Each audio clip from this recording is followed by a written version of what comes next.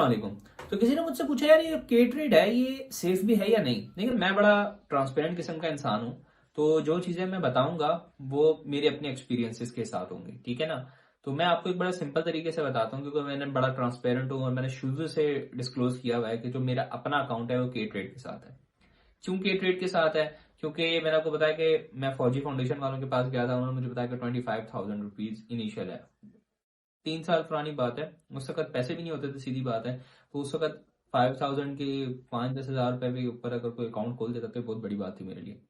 उस वक्त के ट्रेड ने मेरा अकाउंट खोल के दिया, और मेरे जो अकाउंट खोल के दिया उस पर मेरे चार्जेस भी नहीं थे, और मुझे आज तक के ट्रेड के मुझे ऑफिस नहीं जाना पड़ा। सब कुछ मेरा इन्होंने ऑनलाइन करके दिया। और उस वक्त जो के ट्रेड है बेसिकली ये है KASB वालों की ना, यानी खादिम अली शाह बुखारी। KASB जो है ये आई थिंक बैंक भी होता था, लेकिन बैंक अब शायद बंद हो गया है। लेकिन ये के ट्रेड की ऐप या KASB ब्रोकर या के ट्रेड ब्रोकर जो है ये अभी भी है।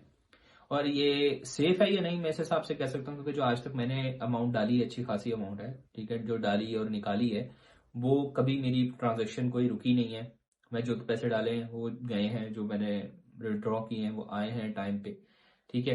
इसके अलावा अगर आप मतलब के जो PSX एक पाकिस्तान स्टॉक एक्सचेंज खुद भी एक लिस्ट जारी करती है अच्छे अच्छे ब्रोकर्स की, कि टॉप सबसे ज्यादा वॉल्यूम किसके अंदर रहा, सबसे ज्यादा एक्टिव यूजर्स किसके थे, ये तमाम चीजें जो है ना वो आहिस्ता आहिस्ता थोड़ी थोड़ी कुछ ना कुछ बताते रहते हैं वो लोग ना।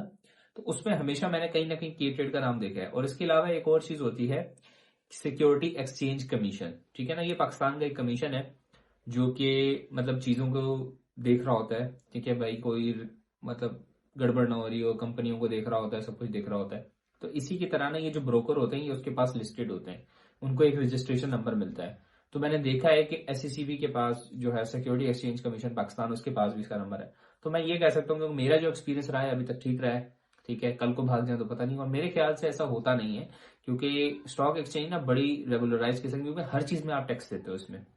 आप प्रॉफिट कमाते हो टैक्स देते हो, ठीक है। आपको डिविडेंड जो मिलता है, प्रॉफिट कंपनियां मुनाफा कमा के देती हैं उस पर आप जो है वो टैक्स देते हो। तकरीबन हर चीज में आप टैक्स देते हो।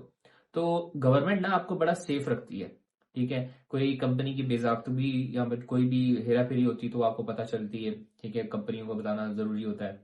इसी तरह ना तकरीबन हर चीज स्टॉक एक्सचेंज के लिहाज से मैंने ये देखा है कि सेफ होती है। तो ब्रोकर्स भी जो होते हैं वो लिस्टेड हैं, सब कुछ उनको बताना होता है क्या हिसाब किताब है। तो मेरे ख्याल से कोई भी ब्रोकर उठा लें जो रजिस्टर्ड है तो वो सेफ ही होता है। और दूसरा मैंने ये बता, मजे की बात है कि जो ब्रोकर्स होते हैं उनके पास तो आपके शेयर होते ही नहीं है, ठीक है। आपके शेयर पड़े होते हैं CDC के पास से, क्या कहते हैं उसको, सेंट्रल डिपॉजिटरी कंपनी। अब उसके पास दो तरह के अकाउंट खुलते हैं ना। एक होता है सब अकाउंट जो ब्रोकर आपके नाम पे खुलता है, और दूसरा होता है खुद इन्वेस्टर अकाउंट, वो आप खुद जाके खुलवा सकते हो। तो अगर आपको बहुत ज्यादा डाउट है कि यार ये ब्रोकर भाग तो नहीं जाएगा, तो आप क्या करो, आप CDC के पास जाओ और वहां पे अपना इन्वेस्टर अकाउंट खुलवा लो। अब ये क्या होता है कि इन्वेस्टर अकाउंट क्या होता है कि वो डायरेक्ट आपके नाम पे खुलेगा। जो सब अकाउंट होता है, मिसाल के तौर पे मैं अगर के ट्रेड के साथ मेरा अकाउंट है तो के ट्रेड मेरे बिहाफ पे जाके अकाउंट खुलेंगे, ठीक है। तो मेन अकाउंट के ट्रेड का होगा, उसके अंदर सब अकाउंट मेरे NIC के साथ सब कुछ होगा, लेकिन वो के ट्रेड ने खुलवाया होगा, ठीक है ना।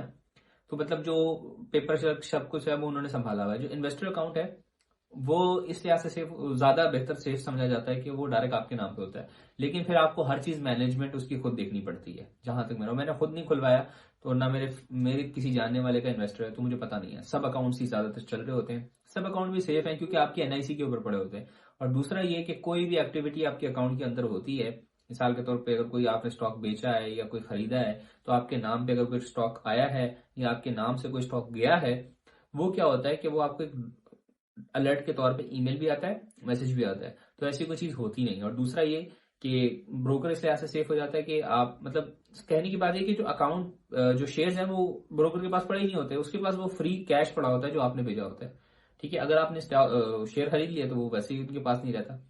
तो मेरे ख्याल से तो सेफ है। अभी तक तो मेरा एक्सपीरियंस तो सही रहा। मैंने 4-5 लोगों को और भी मैं अपने फ्रेंड्स को खुलवाया है, तो बहुत सही रहा है। और ज्यादातर सबसे ज्यादा फायदा यही होता है कि ट्रेड का कि जाना नहीं पड़ता ऑफिस, वो सब कुछ ऑनलाइन ही कर देते हैं।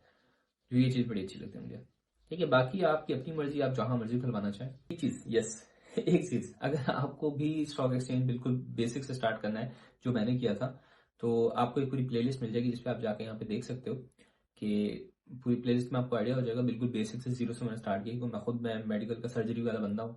तो हमारे फाइनेंस का बिल्कुल नहीं पता होता, तो बेसिक जीरो से जो मैंने स्टार्ट किया, जो मुझे लगता है जो एक आम आदमी को होता है नॉलेज, उस नॉलेज से मैंने स्टार्ट किया है।